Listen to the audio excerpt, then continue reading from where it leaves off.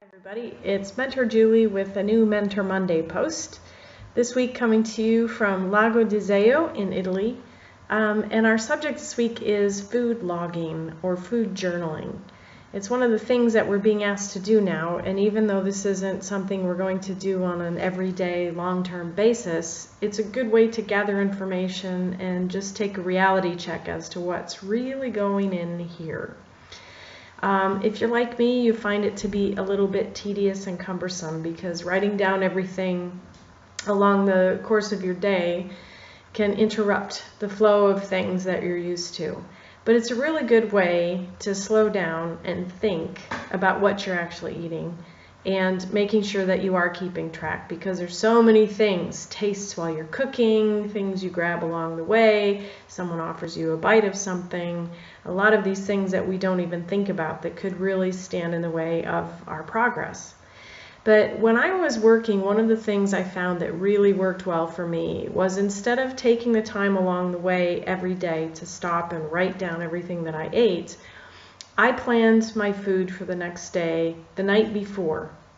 So I made a food bag for myself, which I put containers of things for my lunch and my breakfast that I would then take to work the next day. And I knew that I could only have what I put in that bag. So it was a lot easier to keep track because I wrote everything down that I put in the bag the night before, and even if it didn't include my dinner for the next day, at least I had the majority of the day covered. So I wrote it down ahead of time, and I just knew that anything I ate had to come out of that bag, and if it didn't, then it had to be logged separately. For me, it was a good way to do a reality check because I had to stop and think about all the opportunities I had. As a matter of fact, it was a way I broke myself from the habit of having an afternoon snack that I didn't realize I had been having quite as frequently as I'd actually been having it.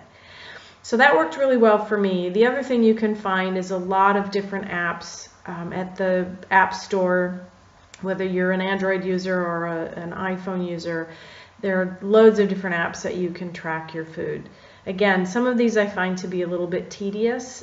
This time around, I'm using Evernote because it's easy just to jot things down on the phone like you would in a notebook, but you don't have to carry something separate.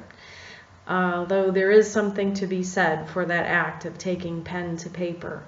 So whatever works best for you, just use it and go with it. If you find multiple systems work really well, then go for that too. I hope the suggestions are helpful, and I hope you have a really great week of food tracking.